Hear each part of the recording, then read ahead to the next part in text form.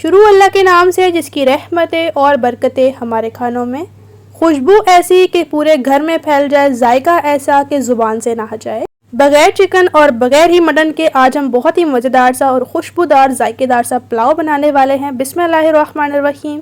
अस्सलामुअलैकुम guys, I hope आप और आपकी फैमिली खैरियत से होगी। इसी तरह से मेरी दुआ है अल्लाह ताला आपको खुश और आबाद रखे।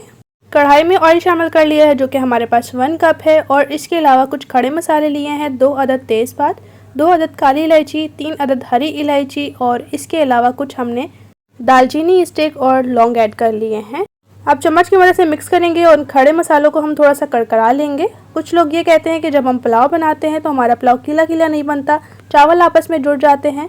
इससे ये होता है कि या फिर आपने ऑयल की क्वांटिटी कम ऐड की होती है और चावल की ज़्यादा, जिसकी वजह से चावल आपस में जुड़ जाते हैं ऑयल कम होने की वजह से। अच्छा, आप चाहें तो ऑयल की जगह घी भी ले सकते हैं।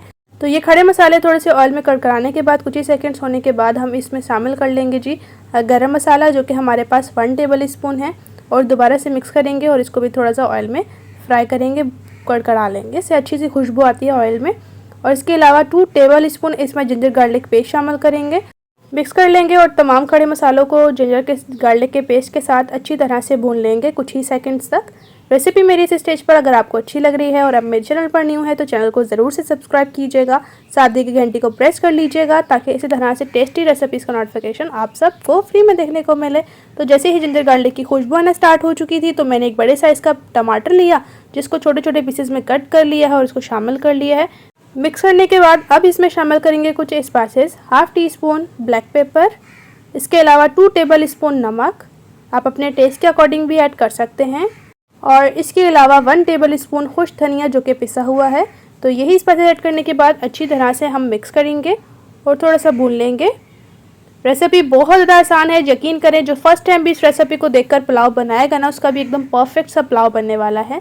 अच्छा, यहाँ पर मैंने हरा धनिया, हरा पुदीना और हरी मिर्च को लेकर ना इसका पेस्ट तैयार कर लिया है और ये मैं इसे स्टेज पर शामिल कर लूँगी।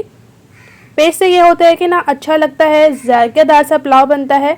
तो आप भी इस तरह से पेस्ट ज़रूर ऐड करिएगा, हरा धनिया, हरा पुदीना और हरी मिर्च का।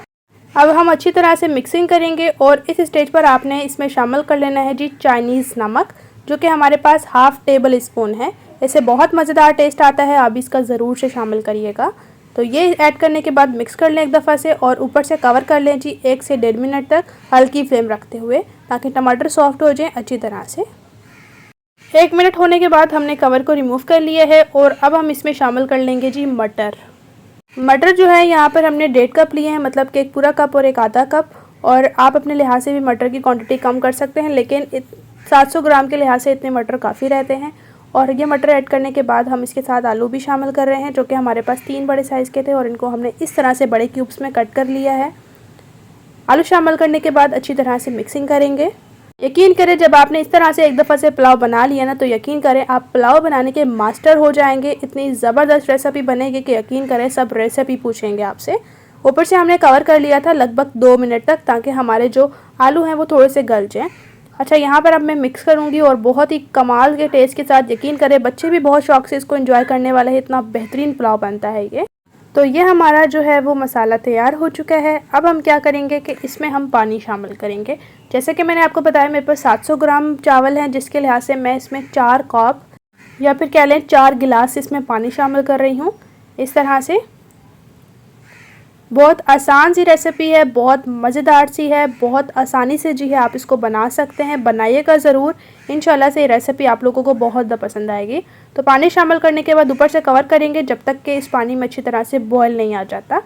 जैसे ही इसमें बॉयल आना स्टार्ट हो जाएगा, कवर को रिमूव करें और एक दफ़ा से मिक्स कर लें। इस स्टेज पर हमने नमक टेस्ट किया है, नमक कम लग रहा है इसलिए 1/2 टेबल स्पून मज़ीद इसमें शामिल कर लिया है। और चावल यहाँ पर हमने ले लिए हैं 700 ग्राम, और जिन्हें मैंने 15 मिनट तक भिगो के रखा था और इसके बाद इसमें शामिल किया है अच्छी तरह से वॉश करके।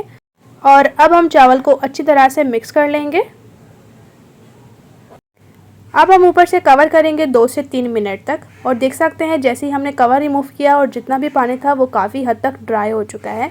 जब इस तरह से आप मिक्स करें और आपको पानी बिल्कुल हल्का सा फील हो, बिल्कुल हल्का सा मतलब जैसे कि आपको रेसिपी में दिख रहा है, तो इस स्टेज पर आपने चावलों को दम लगाना है। ये मेन पॉइंट होता है, इस स्टेज पर आपने चावलों को दम लगाना होता है। और अब आपने क्या करना है कि स्टार्टिंग के ना 1 मिनट फ्लेम को तेज़ रखना है और उसके बाद बिल्कुल ज़ीरो फ्लेम रखते हुए ना आपने इनको दम देना है। और ऊपर अगर आपका कोई होल वगैरह है ना ढक्कन में, तो आपने उसको बंद कर देना है ताकि भाप बाहर ना निकल सके और चावल अच्छी तरह से चावलों में दम लग जाए। तो मिलते हैं जी हम तकरीबन 15 मिनट तक।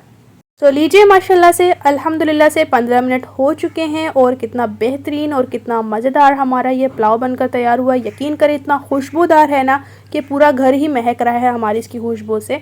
बहुत ही ज़बरदस्त रेसिपी है। आप इसको दावत में बनाएं या ऐसे बनाएं, यकीन करें आपको खा के मज़ा ही आ जाएगा। टाइम को वेस्ट किए बगैर गर्मा गर्म इस पुलाव को हम डिश आउट करते हैं प्लेट में, और यकीन करें इतना मज़ेदार होता है ना कि चावल के एक एक दाने में इतना बेहतरीन, इतना फ्लेवरफुल सा होता है ना कि आप इस पुलाव के दीवाने हो जाएंगे। जो चावल खाने के लवर हैं उनके लिए तो बेहतरीन है ये रेसिपी, ज़रूर ट्राई करें और अपना राय भी ज़रूर दीजिए कमेंट सेक्शन में। मुझे बहुत ज़्यादा खुशी होती है जब आप लोगों के इतने प्यारे प्यारे कमेंट्स आते हैं।